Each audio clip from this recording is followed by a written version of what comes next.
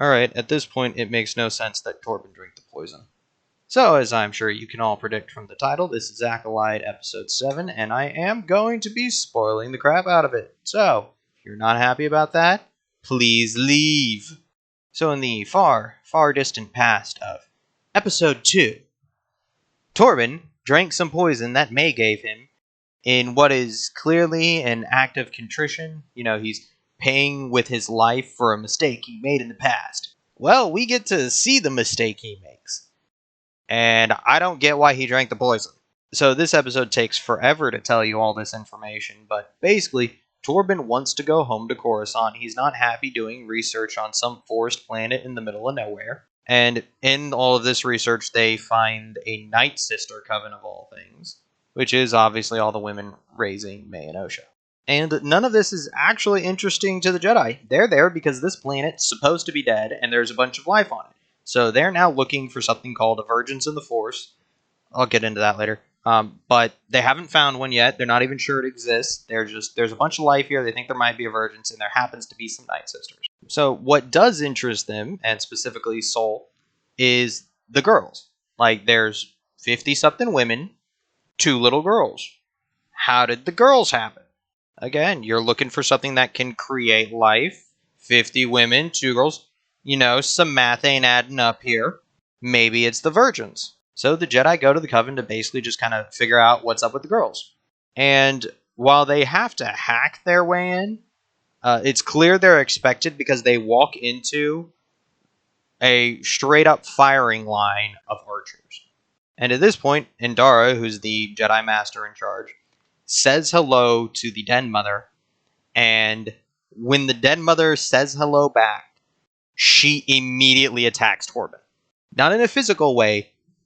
She just immediately, during the greeting portion of all of this, takes over Torbin's mind.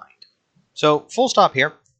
Remember, the Jedi at this point are basically the galactic cops. So you had the police knock on your door.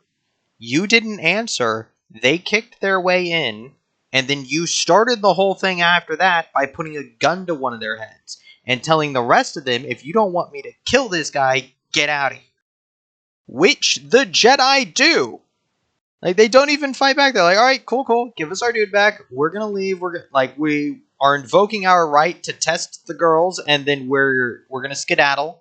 And everyone goes out about peacefully. Nobody fights anybody there. So at this point, it's very important to note that the Night Sisters have struck first. That attack on Torbin is holding a gun to his head and saying, we will kill him if you don't do what we want. That is an attack. And it hit Torbin. And then a bunch of other stuff happens that you've already seen. They do the test. They take a couple blood samples. Eventually, the blood samples come back, and turns out the girls have the exact same signature, basically, which is impossible. Even twins should have a different signature in the Force. So they're like, all right, Virgin shenanigans occurred. This is our proof. Torbin gets a little zealous, like, all right, we get the girls, we're taking back to council, we have a Virgins, we're done, I get to get off of this planet. So he grabs a speeder bike and runs off. And that's his grand crime. Like, that's the grand crime that Torbin has felt miserable about this entire time. So much so that he drank poison. I'm not joking. The rest of the episode, Torbin doesn't make a decision. Everything else that happens here, Torbin follows someone's lead. So let's go over that too. So here, Indara orders Sol to go get Torbin. Straight up, don't attack the Night Witches. We don't want to fight them. So he goes to get Torbin. Torbin doesn't get caught, but he gets stopped by a locked door because they properly locked it this time by shooting the lock. And Torbin just kind of stands there because Sol catches up and he's like, hey, they're locked in. I think the girls are in danger. And then just stares at Sol. And then Sol goes like, all right, follow me, I'm going in. Now Sol's abandoning the mission. Which, for various reasons, makes sense. We'll talk a little more later. But, Sol's abandoning the mission now, and Torbin is now only following Sol. He is outside of responsibility. And is still a Padawan.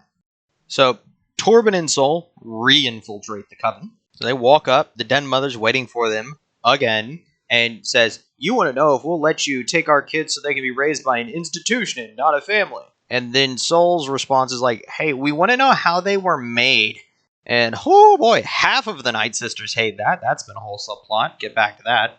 And at this point, all of the Night Sisters have bows drawn or weapons ready except for the Den Mother, and Torbin reasonably picks out his lightsaber, and Soul's like, take it easy, and he does.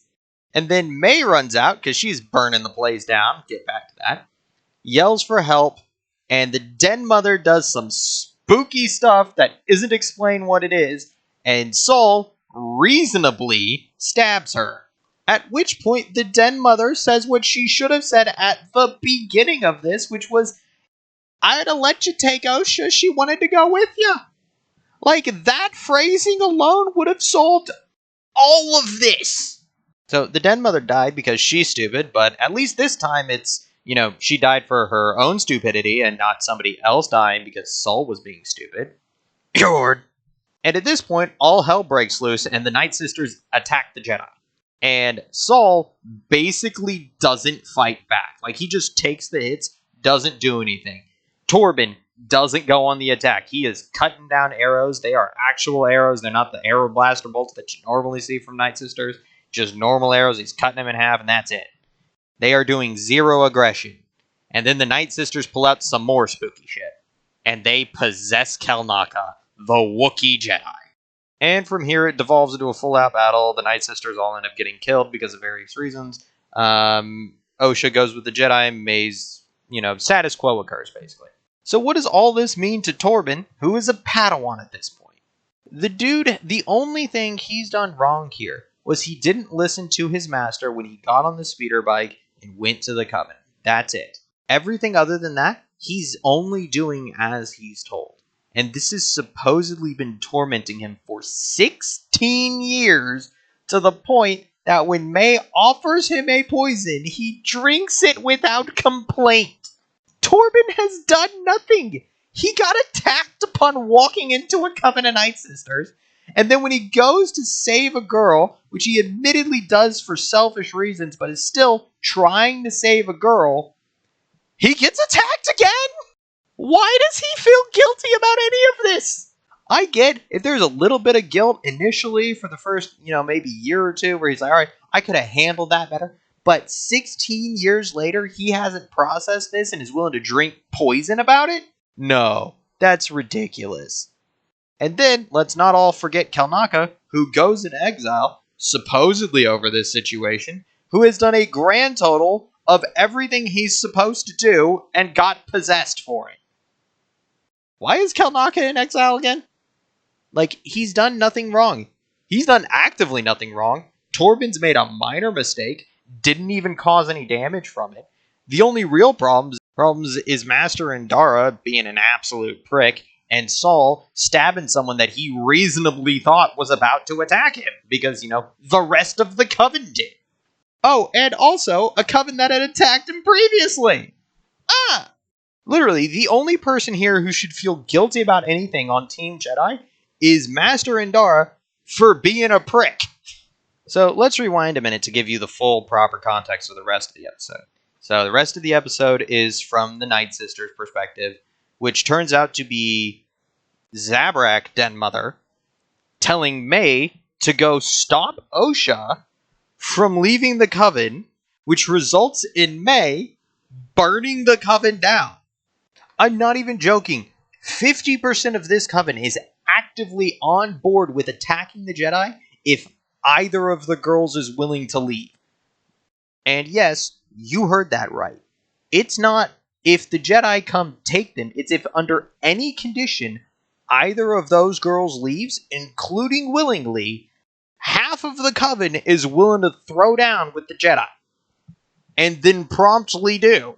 So this entire turnaround, this whole series has been about how the Jedi have supposedly performed some grand sin against this Coven that has caused May to come after them, willing to kill Saul, Torbin, Kelnaka, and Indara, and join the Sith, and supposedly is going to turn Osha against them. And what has it been? The Night Sisters attacked first. This is ridiculous. This was a plot written backwards.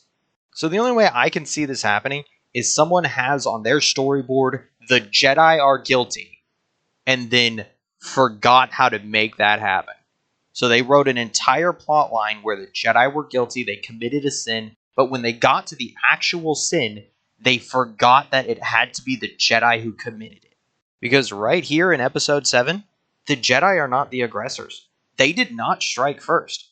That was the Night Sisters. The Jedi backed off and they said, no, we want to do this peacefully, right, and by the books. And then the Night Sisters attacked again. Just full send. The whole plot line of the Jedi are guilty and have committed horrible acts against innocent people has already fallen apart, and we're not even at the end of the series. Like, the whole starting setup, we have had several episodes of the Jedi are guilty. And then because there's an emotional thing in the middle and a cool-ish lightsaber fight, we're going to forget the starting part of this series? No. People, do not take The Acolyte as good writing. It is horrible. This is miserable writing at its finest. If you're studying this, this is what not to do. So, anyways, y'all have a good night. Bye.